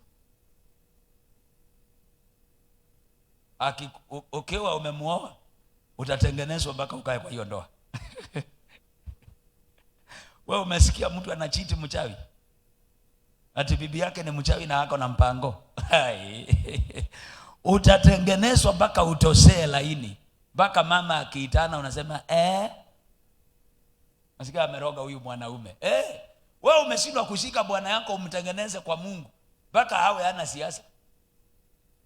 Kama mama kachawi kanatengeneza mzee mpaka mzee unaona asubuhi anaenda hivi na kakijiti ametumwa kwa soko kuleta majani. Mpaka unauliza mzee unaenda wapi? Unasikia anasema si nimetumwa hapa kwa soko na mama nimletee majani. Na anakuambia wacha niharakishe asikasirike. Hamjaona hiyo maneno? Siko. Sababu anatumia altar kucontrol. Yaani wewe ukituma ndugu yako hawezi kimbia, lakini akitumwa na bibi yake anaenda mbio, hujaona? Sababu anatumia madhabahu kucontrol mpaka ndoa yake. Maana mtu mwenye nguvu aliyejifunga silaha zake, alindapo mali yake, vitu vyake viko salama. Kwa hivyo anahakikisha ndoa yake iko salama, watoto wake wako salama, kazi yake iko salama. Alafu tunakuja kwetu sisi hakuna. Sisi tunacheza na madhabahu. Sasa leo umekuja madhabahuni utetewe. Umebeba nini uende nayo kwa madhabahu? Hakuna. Kwa hivyo haukuwa na kusudi ya kwenda kwa madhabahu. Ungechua leo mimi naenda madhabahuni, nataka kwenda kwa madhabahu, hii jambo imenikalia muda mrefu, nataka kuibadilisha. Nataka kwenda madhabahuni, hii milango imejifunga, nataka kuifungua. Maana Bible imekupa njia 3. Imekuambia ubishe, utafute, na imekuambia ufanye nini? Uombe. Kwa hivyo imekuambia ukiomba uone imekataa, unaenda namba 2, unatafuta. Ukitafuta upate ni wapi kuna shida, unaenda namba 3, unabisha. Kubisha ni kwenda kwa madhabahu. Pray, seek, knock. Tunakubaliana? Sasa wewe utakaa maisha si yako. Mtu mwingine anatumia saa yako. Tukisema hivyo mnasemanga hiyo ni uongo, haiwezekani. Kwani mtu akitumia saa yangu Mungu yuko wapi? Mungu yuko mahali alikuwa Paulo na Sila wakiwa gerezani. Mungu yuko mahali alikuwa James akikatwa kichwa. So makosa yako ni ya ujui mtu huenda kwa madhabahu kuchukua nguvu. Wewe uendi kuchukua nguvu kwa madhabahu. Paka ujue kwenda kwa madhabahu uongeze nguvu. Zaburi 84 mstari wa 7. Uendelea toka nguvu hata nguvu. Unaona? Uendelea kutoka nguvu hadi nguvu. Uonekana Sayuni kila mmoja mbele za Mungu. Uonekana Sayuni kila mmoja mbele za Mungu. Hii tabia ya kusema I left church not God, you must stop. Paka uwe na nafasi ya kwenda kanisani. Waislamu nao wanaomba mara 5. Mara ngapi? 5 kwa siku. Siwende Isili. Wakristo mko wapi? Tukienda Isili, si ndio mko walking hapo na mnafukuzwa? Enda town ya juu ni yao. Enda kila mahali wameshika. Hata hii hapa tuko ilikuwa Muislamu. Ilibidi tutumie maombi na sadaka ndiye aachilia kubali kuuza. Na wao wananga pressure. Wewe ukichukua kaduka unangangana kulipa miezi 2, yeye anaweza lipa hata miaka 7. So mkienda kupigana naye area ya kifedha utamweza. Na ikifika saa yake ya madhabahu kwenda ibadani, atawacha hizo kazi zote akimbie kuomba. Utaona hata akisimamisha gari hapo kwa barabara atoe kamkeka aanze ibada. Lakini Mkristo, si unaona saa hii upigiwe simu, saa hii si unaona watu wanatoka si simu. Na huyo mtu amekuja kuongea na Mungu. So amewacha Mungu akiendelea kuongea, ameenda kuchukua nini? Kuchukua simu. Unawacha Mungu akiendelea kuongea na wewe, akiendelea kukuhudumia, kasimu unakimbia unachukua. Ile neno ilikuwa yako ya kukusaidia inakupita. Hata hiyo ibada hutapata. Sababu already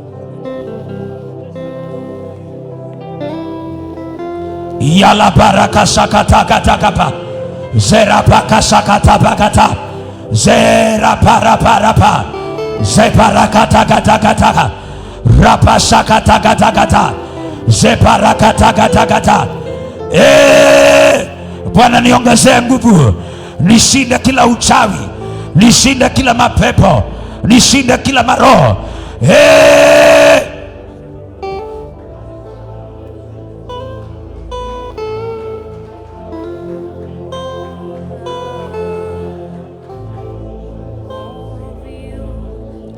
Nguvu ziongezeke, nguvu ziongezeke, nguvu ushinde magonjwa, nguvu ushinde madeni, nguvu ushinde laana, nguvu ushinde mikatile, nguvu ziongezeke. Nguvu zikiwa nyingi, kifungo kiwezi tawala.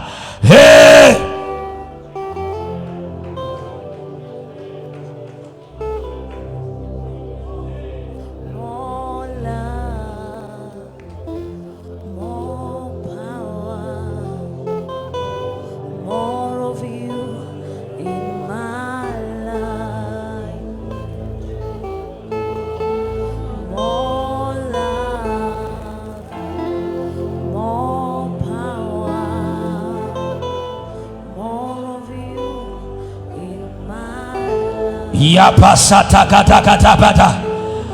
Rapasakata kata baya. Zerapaka sakata papa. Zeripaka, zeripaka, zeripaka, zeripaka, zeripaka, zeripaka. Resakata kata. Mwambie Bwana ongezea uwezo, ongezea uwezo.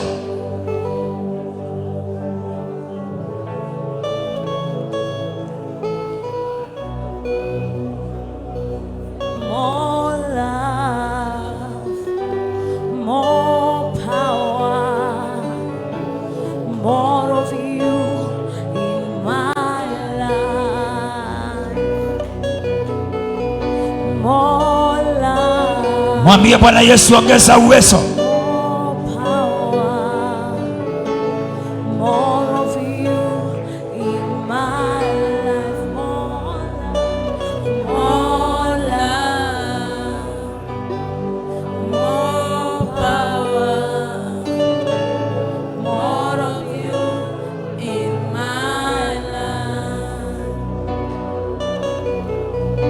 More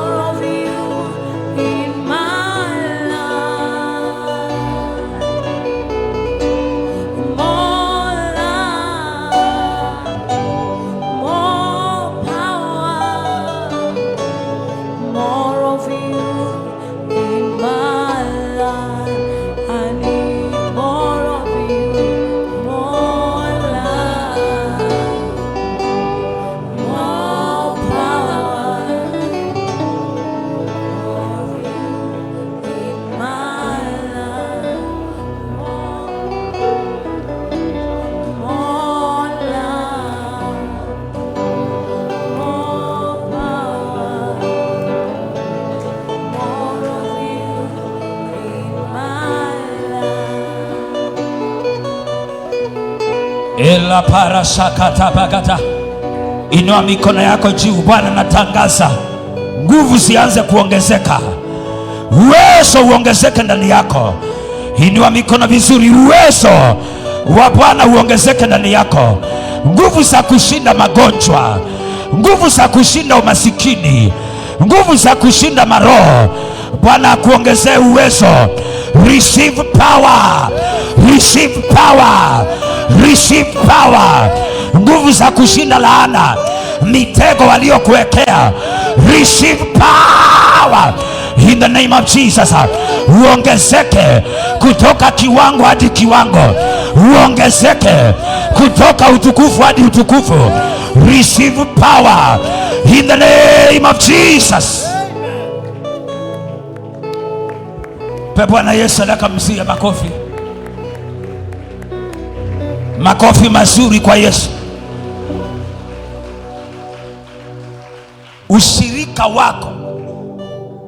Ushirika wako, thank you. Ushirika wako na madhabahu yako inaongeza nguvu ndani ya roho yako. Ushirika wako na madhabahu yako. Kwa hivyo jifundishe kuwa na ushirika na madhabahu.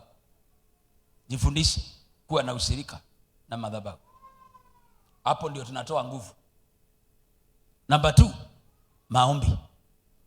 Tunatoa nguvu wapi? Maombi. Ndio Yesu alikuwa anaenda kuomba. Tunatoa nguvu kwa maombi.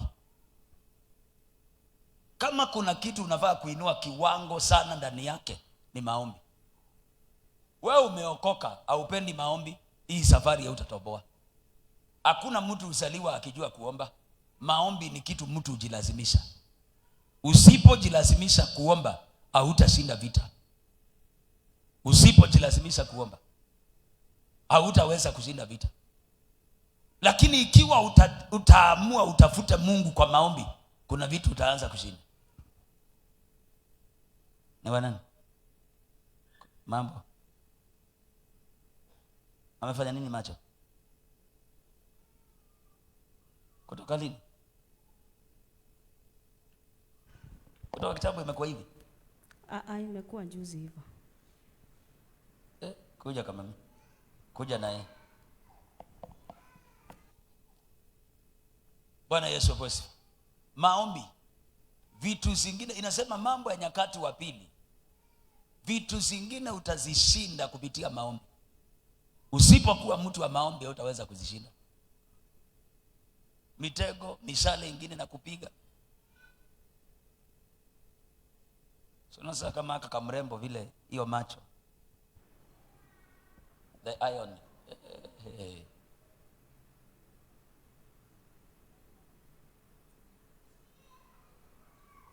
Ana hiyo jicho.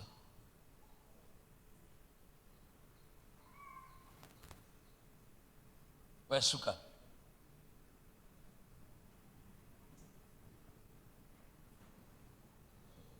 Unaenda wapi? Rudi huku. Mazoea shortcut. Utachukua deliverance leo. Wewe enda juu, nimekupumzisha. Sasa vitu zingine kama hizi ndio nawaambia ni vitu tu, ni mitego tu. Ilianzaje? Kalikuwa tu kadogo, kamoja haka. Kako na miaka ngapi? 6. Mighty name of Jesus. Bwana Yesu nakushukuru. Naamrisha hiyo uvimbe kwa jicho la mtoto ikauke kabisa. Kwa jina la Yesu mwana wa Mungu aliye hai. Na kila nila zote za giza zimwachilie kutoka sasa. Madhabahu na maroho yote, loose in the name of Jesus. Iachilie mtoto kabisa. Imwachilie magonjwa yote ambayo imemkamata. Nimetangaza ina uwezo. Yesu Kristo natangaza uponyaji kwa mwili na kwa roho ya huyu mtoto. Wewe ni Mungu uponyaye. Hiyo jicho ikauke. Hiyo kidonda kwa jicho ikauke. Kwa jina la Yesu aliye hai. Nimeikausha kutoka sasa. Jicho ya huyu mtoto ipone. Bring that healing water. Ipone kabisa. Kwa jina la Yesu Kristo mwana wa Mungu. Heavenly Father, I speak healing. Nimetangaza ataki yote Kwa maisha mtoto haina uwezo. Funga macho.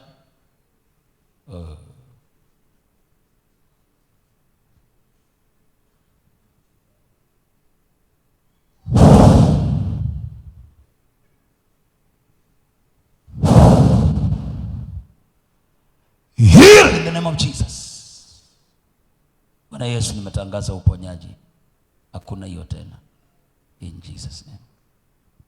Uko huru kama mimi. Thank you.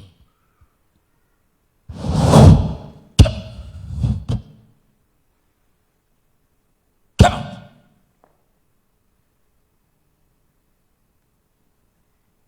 Loose them of Jesus. Toa mateso kwa hiyo nyumba. Roho ya kuua.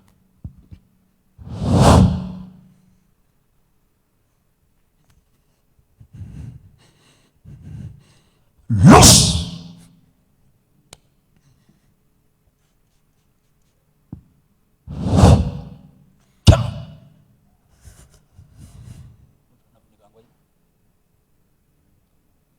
Loose them of Jesus.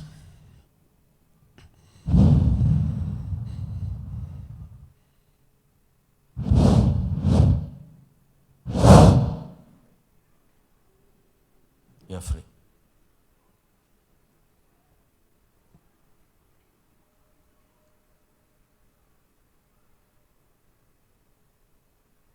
Shika tumbo.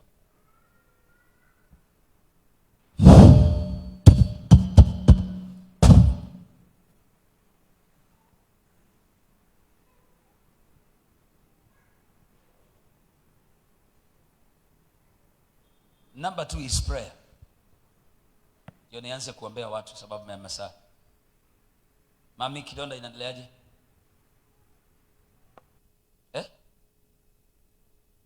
Hebu nione.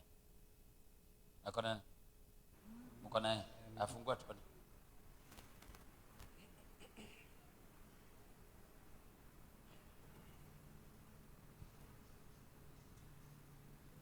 Imeanza kukauka Imeanza kukauka. Imeanza kukauka. Amekaa nayo muda gani? Karibu miaka 2. Sasa inakauka. Si unaona imeanza kumea ngozi huko. Yende ikauke kabisa. Ingine hizi ni uchawi tu. Kila iko anasema akienda huko mashamba hiyo Mungu inauma sana na kwanza asiende. Akae kwanza apone. Sawa. Wewe tumana mtu huko mashamba alete hiyo mchanga.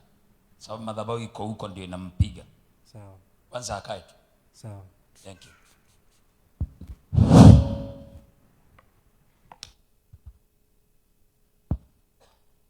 Thank you. Kwanza akae tu. Number 2 ni maombi. Mambo ya Nyakati wa Pili 7:14. Watu wengi hamzingatii maombi. Na ndio unaona shetani anakuja anapiga. Shetani akikuja apige ndoa, mama alilala. Shetani akikuja apige kanisa, pasta kuna mahali amechelewa. Sababu pasta angeona hiyo roho aifanyie kazi ama ajue vile ataishughulikia. Sawa sawa? Akikuja apige watoto, alipitia kwa wazazi akawashika, akaingia kupiga watoto. Ungefaa kuwa umeona. Unaweza ona either kama wewe uko na mtoto, unaweza ona either mtoto wako amepotea, unaweza ota amepotea. Ukiota mtoto amepotea, ujue atapatwa na magonjwa ama kifo ama apotee. Hiyo ndoto huwa ni mara 3. So unajua mwanangu ako na attack. Msasi mwerevu anakimbia kwa madhabahu, analilia huyo mtoto. Na maombi ya watoto wanaombeangwa usiku. Maombi ambayo inapenyanga sana ya watoto ni usiku wakati mtoto amelala. Lamentation 2:19 inasema amka usiku, lilia wanao. Aswa mtoto ambaye ako na kesi ni ngumu kupona. Ni ngumu, imeshindikana, analiliangwa usiku huyo mtoto. Inuka ulalamike usiku, mwanzo wa makesha yake. Mimina moyo wako kama maji usoni pa Bwana. Umuinulie mikono yako kwa uhai wa watoto wako, wachanga wazimiao kwa njaa. Arise, cry out in the night as the watches of the night begin. Pour out your heart like water in the presence of the Lord. lift up your hands on him for the lives of your children. So wale watoto unaona hako na vita vya maisha. Kuna watoto walianza kupatana na vita wakiwa wadogo. Wanaombeangwa usiku, zile kesi za watoto ngumu. Unalipa gharama ya usiku. Aya, you are here. Kwani umeingia saa ngapi? Sija kuona. Karibu. Unaona sasa, mtoto anaombeangwa usiku, wakati wewe umelala. Ndio unaamka, wakati wewe mtoto amelala, ndio unaamka unaanza kutegua hizo vitu. So ili washike mtoto wamepitia kuna mahali wazazi wamelala. Kwa hivyo huwezi pata nguvu kama uombi. Hiyo maombi unaomba ukiwa ndani ya blanketi na baba. Baba. Unaomba hivyo kama kamzee. Mungu. Mpaka unaita Mungu kule hajaitanishwa na huko. Ti Mungu wa Nebukadneza. Ulisikia Mungu akijitanisha Nebukadneza wewe? Mpaka unarundika Mungu majina kabisa si yake. Mungu alisema niitanishwe na Ibrahimu, Isaka na nani? Na Yakobo. Wao unamuitanisha aje na Hawaii? Usitetemeke. Unafanya kazi gani? Unatafuta nini? Kazi. Hey! Umetafuta muda gani?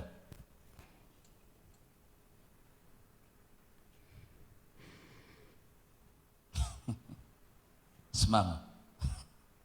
Stand. Umetafuta muda gani?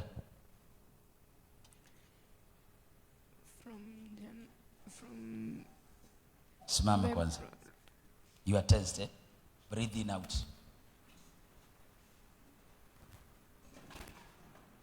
Nothing is working. Eh? Kabisa. Sorry? Hakuna kitu inafanyika kabisa. Loose. Come out. Loose them of Jesus. Come out. Out of our life. I command your doors to open. In the name of Jesus Christ. Niletee ushuhuda. Tumbe sadaka mzuri ya makofi. Prayer. Maombi. Kama uwezi omba uwezi pata nguvu. Maombi inapatia mtu wa ndani nguvu. Maombi inapatia mtu wa ndani uwezo. Ndio sababu kila usiku Yesu alikuwa anaomba, yeye agelala. Tulienda Kameruni, we. Watu wanaomba. People pray. Na hiyo yani watu wanaomba mpaka unaona wewe si pastor. Na huyo mtu anaomba ni mtu gate man. Gate man anaomba mpaka unaona wewe ujiita brother.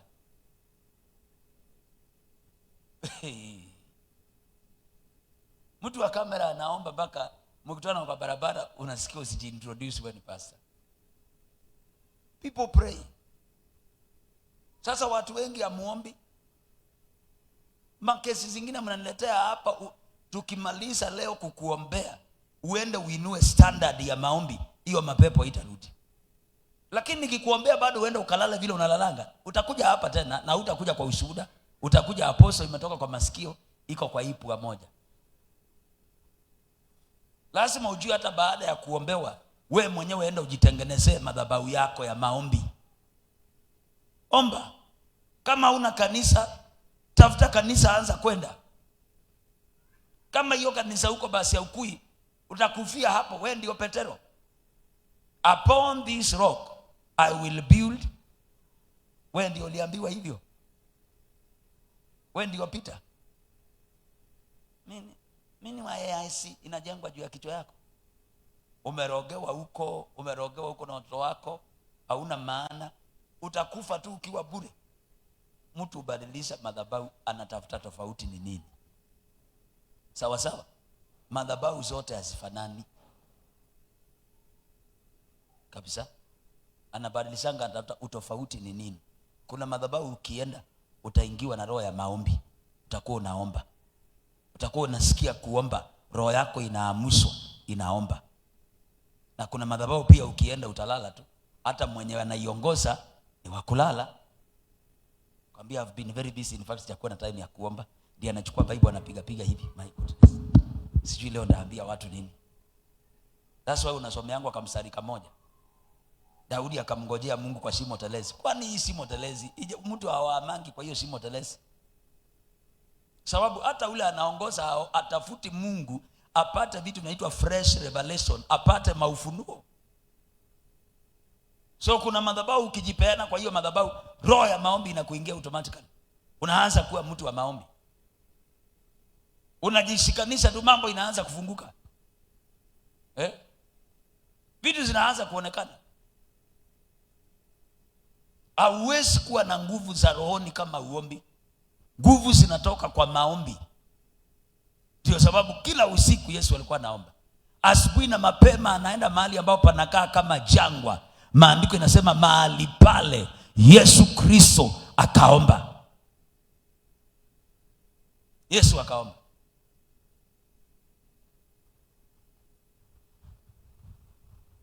Tunaelewana? Number 3, unatoa nguvu wapi? Kwa sacrifice yako ile unapelekanga kwa madhabahu. Sacrifice ya mtu inapatianga mtu nguvu. Mfalme moja katika kitabu cha Wafalme aliona anashindwa katika vita. Alipoona anashindwa katika vita, amepungua nguvu za vita, maandiko inasema akachukua mwanae ambaye angetawala kwa niaba yake, akamtoa kama sadaka. 2 Kings 3:26-27, akamtoa kama sadaka katika madhabahu, akashinda Israeli. Imagine, akashinda Israeli wakiwa na Mungu. Israeli walikuwa na Mungu.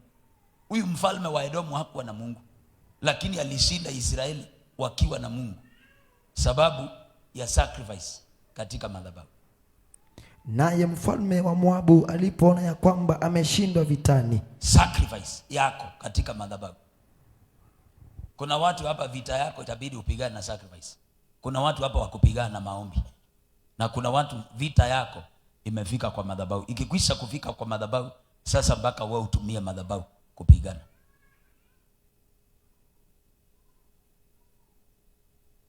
Alipoona ameshindwa katika vita. Maana hii unaona kila kitu kimejifunga. Umeshindwa katika vita. Ni vita zimekushinda. Na kuna mtu amepigana na wewe mpaka akasema huyu ndamweka kwa nyumba huyu. Na kweli mwishowe amekuweka kwa nyumba. Kuna mtu amepigana na wewe akasema huyu nitamuonyesha. Kwa hiyo vita vimekushinda. Sababu ungekuwa umeshinda, huwezi kuwa kwa hiyo hali. Mshindi hakuangi kwa hiyo hali uko nayo. Vita vimekulemea. Vita vimekuwa vikali vikakushinda.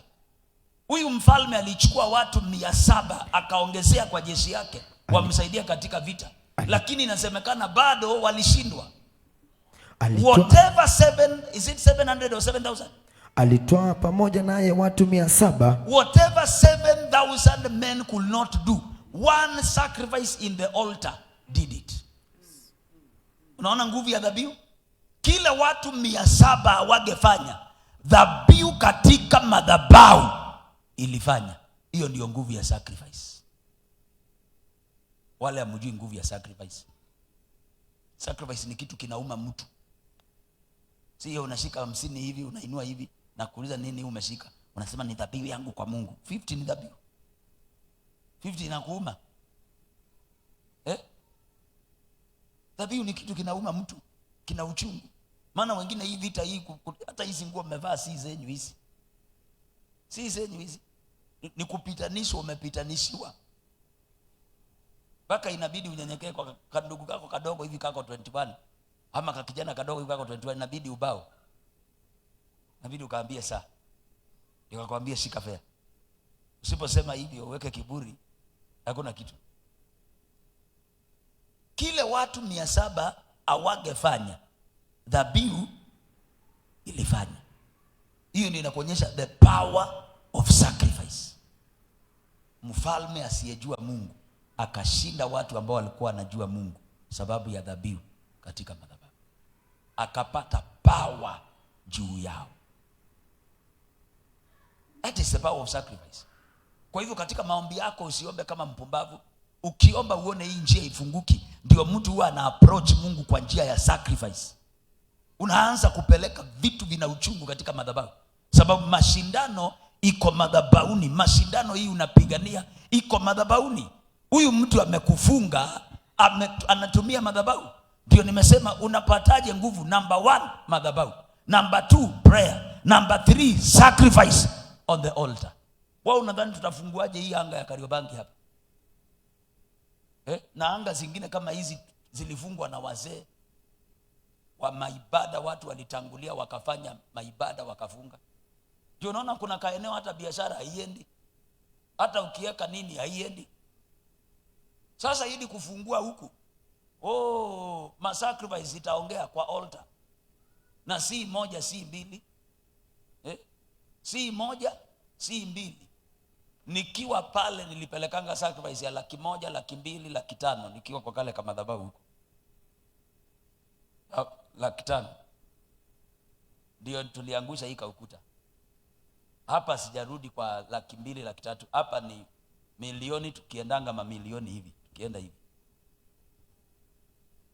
Kufungua hapo usidhani ati ni kusema tu our father who art in heaven, hallowed be your name. Ukimaliza kusema hallowed be your name, fungua macho.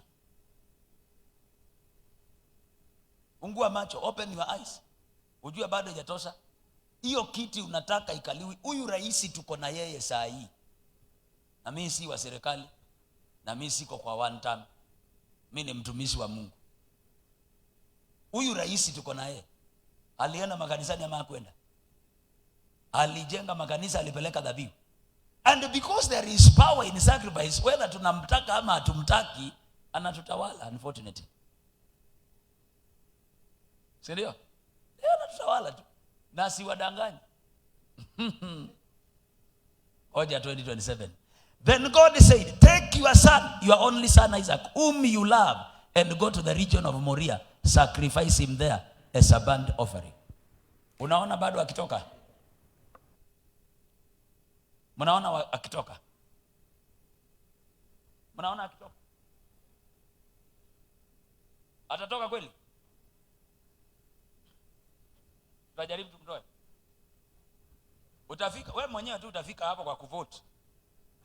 So wacha nimpe. Sababu sasa mnasema amumtaki, lakini wakiangalia opinion poll bado wanasema ako juu. Unashindwa hao. That is the power of sacrifice.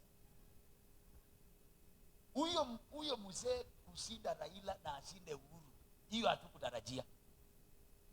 Hapo hatukutarajia, hata tunashindangwa kulienda haji. Si ndio? Lakini huyo mwanaume anajua kwenda kwa madhabahu. Rais anaombewa na mpaka unaona kijana kadogo, hiyo kipindi wakitafuta kijana kadogo hivi kanisa kadogo anaenda kuombewa. Na unasikia anapatiana huko milioni 2. Hii Jesus Winners inajengwa hapo.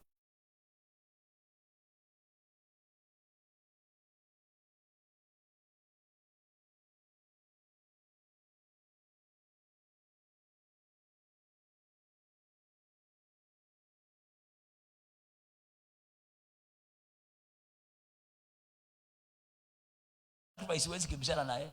Na mtu wa sacrifice at this time unaweza ona ni kama umemshinda. But at the 11th hour tables turn for his favor. Huyo ndio mtu wa dhabihu.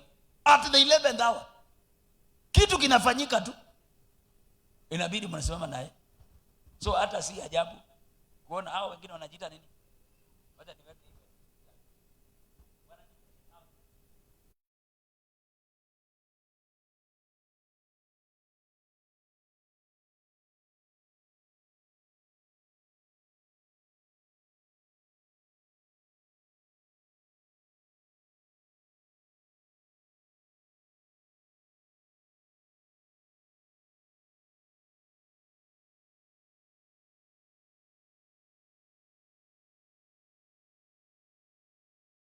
A woman that knows how to give sacrifice to God. That's a dangerous man. Usicheze na mtu mtoaji, mtu anajua kupeleka dhabihu kwa madhabahu. Huyo mtu huwezi mmaliza. Kumaliza ni ngumu sana. Mtu anaelewa language ya sacrifice. Unaangalianga, unawacha ni kama anaisha, unasukia tena ameenda juu. Unawacha ni kama anaenda chini, unasukia tena ameinuka. Mama moja alikuja hapa Wednesday moja, sijui ilikuwa ni ya last year ama ni ya lini, akasema kwani hii kanisa imeisha? Sisi niliachanga Wednesday. Unajua wakati tulifanya TV Nairobi, ilifika mwisho tu. So mimi niliachanga hii kanisa ina watu, kwani ni kama iliisha Alafu dakika chache tena unasikia watu wanakaa nje. Mtu wa sacrifice huwezi mmaliza. Huwezi maliza. Ni yeye ajimalize. Musa alipopigana na Farao akawa ameshinda. Walitumia sacrifice. Mungu akamwambia kila nyumba ichukue mwana kondoo. Kila nyumba ikachukua mwana kondoo. Hiyo ndio ilimaliza Farao nguvu. Sasa vita zingine unapigana, hata wale wanapigana na wewe wanajua. Kuna dada niliombea hapa, mapepo ikasema, huyu tunamjua, hawa ni watu wa maombi, wacha aendelee kuomba, tunamjua. So hata ule unapigana na yeye anajua. Huwezi shinda uchawi na hiyo tu maombi tu wako tu dakika 2. Na kama ni maombi itabidi uingie intensive prayers, deep prayers, ndio uweze kushinda. Anajua tu, hata kule yuko amekuona kwa hii ibada akakaa hivi. Akasema wacha nione apostle atamfanyia nini. Lakini ngoja apostle akimaliza kutoa, mimi nizirudishe. Si niliombea mmoja hapo akaniambia ulitoa, tukarudi tena. Tulimrudia kwa ndoto. Sasa wanakungojea mpaka wakati utaelewa language ya sacrifice. Kuna sacrifice utafanya hapa, usikie kule amelala na hajaamka. Sacrifice haichezi. Tumalize na Malaki 3 mstari wa 4. Sawa sawa. Ili siku nyingine ukikuja kwa ibada unakuja na sacrifice. Unakuja na mwanambuzi wako. Unakuja na dhabihu. Huwezi ishi unakimbizwa na mtu na uko uhai. Na anakukimbisha kupitia madhabahu. Hata wewe uko na uwezo wa kumkimbisha. Malaki 3 mstari wa 4. Wakati ule ndipo dhabihu za Yuda na Yerusalemu zitakapopendeza mbele za Bwana. Zitakapopendeza mbele za macho ya Bwana. Kama katika siku za kale. Kama katika siku za kale. Na kama katika miaka ya zamani. Na kama katika miaka ya zamani. Nami nitawakaribieni. Ili kuhukumu. Nami nitakuwa shahidi mwepesi. Angalia, ukitoa dhabihu, mtu wa kwanza kupigwa anakuanga nani? Anakuanga nani? Mchawi. Anasema nitakuwa shahidi mwepesi. Mtu wa kwanza mchawi. Some. Nami nitakuwa shahidi mwepesi juu ya wachawi. Angalia, Mungu anasema nitapiga mchawi. Na wa pili? Na juu ya wazizi. Wa pili anakuanga mpango. Umeona wa kwanza nani? Wa pili? Mpango. Huyu anakunyang'anya Bwana. Ukipeleka dhabihu mpango anapigwa. Na hata Mungu anaintervene, anampa sura tu. Bwana wako akimwangalia anasema, "Mbona huyu mama siku hizi ana sura ya nguruwe?" Anawachwa. Lakini wewe unadhani utaweza mpango na maombi? Katika jina la Yesu. Mpango ninamweka busy. Wapi? Mpango, ukitaka Jehova akupigie mpango, mtu anapelekanga sacrifice wapi? Kwa madhabahu. Mpango anawacha kamzee kako, kababaka anawachwa. Lakini usipojua kutoa dhabihu, kababakako kataenda, kadadi kataenda, ubaki peke yako hapa na kakuachie mimba tu inaendelea kukua. Na kule kamekamatwa. Lakini ukiwa mtu wa sacrifice, mtu wa kwanza kupigwa nani? Mchawi. Wa pili mpango. Wa tatu tuendelee. Young man. Na juu ya hao waapao kwa uongo. Wale ukuapia kwa uongo. Na juu yao wamuonea mwenzake kuajiriwa kwa wamuonea mwenzake? Wamuonea mwenye kuajiriwa. Unaona, wamuoneao mwenye kuajiriwa. Kuna watu hapa mliandikwa kazi na mjawahi kulipwa. Hiyo ndio kuonewa. Yaani wewe umeandikwa lakini pale kuna jamaa moja anakusukuma mpaka ulali. Mama, miezi ngapi? Sorry? Sijakuelewa. Wasema? Miezi 9 wiki 2. Mimba anafaa kuzaliwa na ngapi? 9 months. Wewe umeongezewa wiki ngapi? 2. Sasa watakaje? Kujifungua. Wataka kujifungua ama iongezeke ukae nayo kidogo? Kujifungua. Amepitisha wiki 2. Anacheza. So shida nini? Hakuji ama afanye nini? Hakuji. Hausikii uchungu? Inakuja ikipotea. Inafaa acha niulize wale wameshaza.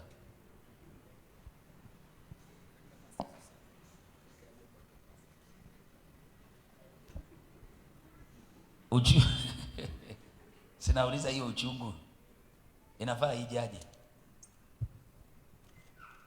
Hiyo ni forced labor. True labor has not haija answer. Kwa sababu hiyo force ndio inakuja inapotea. The true one ikianza inaendelea na ina progress. Yeah. So ni hiyo Isaia. Hiyo inasema wamefika wakati wa kuzaliwa hakuna nguvu. Hakuna nguvu. Mama njoo. Lakini mtoto ameangalia chini. Kuja. Unaamini maombi kweli? Na ni kazi. Wa mama, Mungu awabariki. Kumbe mnachokanga hili. Paka unaona tu.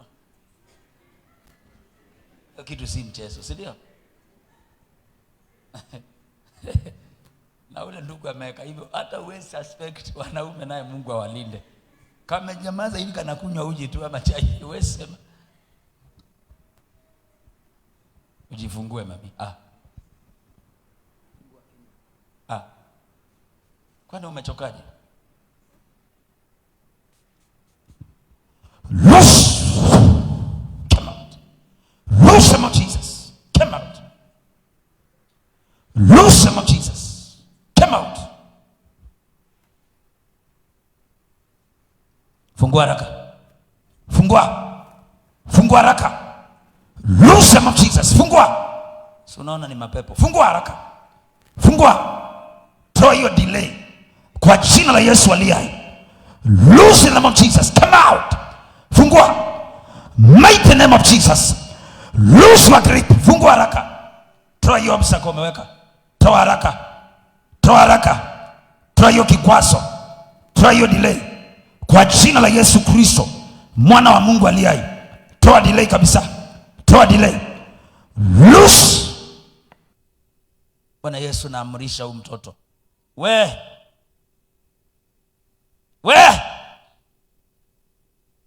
Umekaa sana wiki 2 unafanya nini huko? Kuja duniani. Mighty name of Jesus. Nafungua hiyo njia. Na naachilia uwezo wa kujifungua salama. Kwa jina la Yesu mwana wa Mungu aliye hai. Hakuna kikwazo tena. Ujifungue na hakuna delay. In Jesus name. Amka mami.